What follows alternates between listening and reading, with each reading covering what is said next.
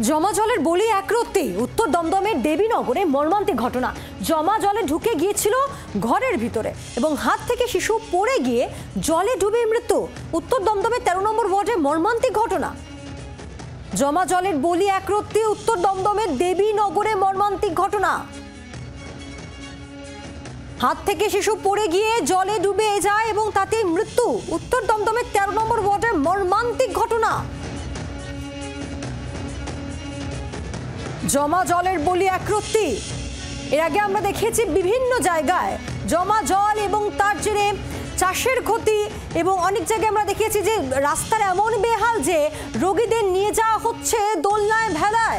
আর এবার যে খবর আপনাদেরকে জানাচ্ছে একেবারে মর্মান্তিক পরিণতি।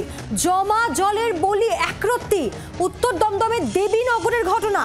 জমা জল ঢুকে গিয়েছিল ঘরের ভিতরে এবং হাত থেকে শিশু পড়ে যায় সেই জমা জলে এবং ডুবে মৃত্যু। উত্তর দমদমের 13 নম্বর ওয়ার্ডে মর্মান্তিক পরিণতি।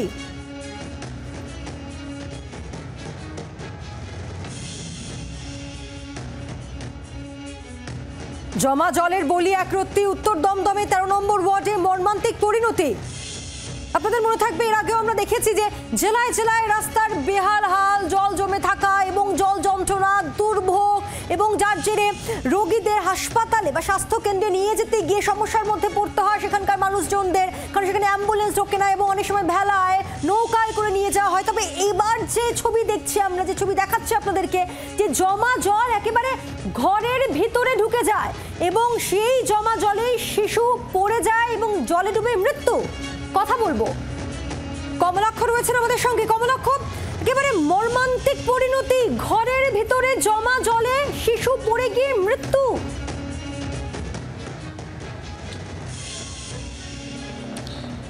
একেবারে উত্তর দমদম পুরসভার 13 নম্বর ওয়ার্ড।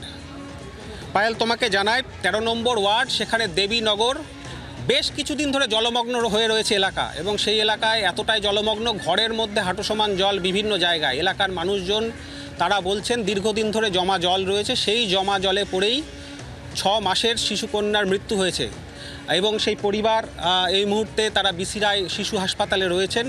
এখনও পর্যন্ত সেই শিশুকন্যার দেহ হস্তান্তর হয়নি এবং তা নিয়ে হাসপাতালে এখন চাপানুতর চলছে, পোস্টমর্টেম হবে কি হবে না। কিন্তু এই যে মর্মান্তিক ঘটনা, ঋষিকা ঘোড়ই এই 6 মাসের শিশুকন্যা, তার মৃত্যুর ঘটনা আজকে 7 সকালে যখন সে মায়ের সঙ্গে ছিল, সেই সময় এই শিশুকন্যা খাট থেকে, 6 মাসের শিশুকন্যা খাট থেকে, বিছানা থেকে কোনোভাবে পড়ে যায়। তার ঘরের মধ্যেই হাঁটু সমান জল ছিল এবং পড়ে যাওয়ার ফলেই তার এই মর্মান্তিক মৃত্যুর ঘটনা ঘটেছে। পায়েল, তুমি যদি এই মুহূর্তে সরাসরি আমায় দেখতে পাও আমাকে জানিও। আমরা এই মুহূর্তে রয়েছি বিসিরায় শিশু হাসপাতালে, সেখানে সেই পরিবার তারাও রয়েছেন পায়েল, এবং তারা রীতিমতো স্বাভাবিকভাবে এই ঘটনার আকস্মিকতায়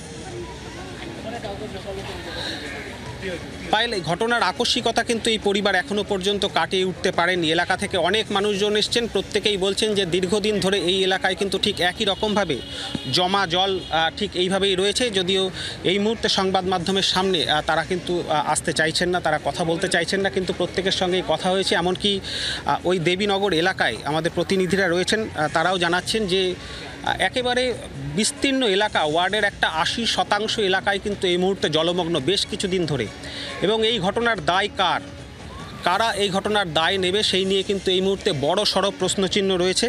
তুমি দেখতেই পাচ্ছ যে আমরা এই মুহূর্তে বিসিরায় শিশু হাসপাতালে সেই মৃত শিশুকন্যার পরিবারের সঙ্গে রয়েছি। তার মা এখনও পর্যন্ত এই ঘটনার আকস্মিকতা স্বাভাবিকভাবে কাটিয়ে উঠতে পারেননি। তার বাবা রয়েছেন, মা রয়েছেন, প্রতিবেশীরা রয়েছেন, প্রত্যেকেই বলছেন দিনের পর দিন এই জল ভোগান্তি এলাকার মানুষজনকে ভোগ করতে হয়। একটু কথা বলার চেষ্টা করব। দিদি, জল কি অনেক দিন ধরেই জমে রয়েছে এলাকায়? জল কতদিন ধরে রয়েছে? ফার্স্ট আওয়ার থেকে জল রয়েছে, প্রথম যেদিন থেকে বৃষ্টি হয় সেদিন থেকে জল হয়।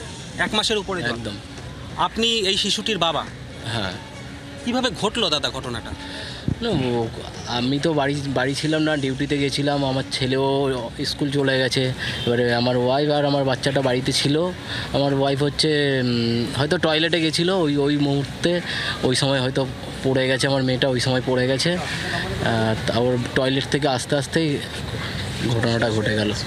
ঘরের মধ্যে কত জল রয়েছে? ঘরের মধ্যে প্রায় হাঁটু। এইরকম কি বছরে বিভিন্ন সময় আপনাদের ঘরের মধ্যে এইভাবে জল ঢোকে? ওই বর্ষার সময় হলে তো জল আসে, ওই সময় পুরো জল থাকে। এখন হাসপাতালে নিয়ে এসেছেন, হাসপাতাল কি বলছে যে দেহ কখন পাবেন আপনারা? সেটা আমরা জানি না, সেটা আমরা কিছু বলতে পারবো না। ওটা আপনাদের কাছে আমি রিকোয়েস্ট করছি যাতে বাচ্চাটার দেহটা যাতে আজকে আমরা পাই, সেইটার ব্যবস্থা আপনারা করে দিন। বাংলার আওয়াজ, বাঙালির আবেগ, জি 24 ঘন্টা।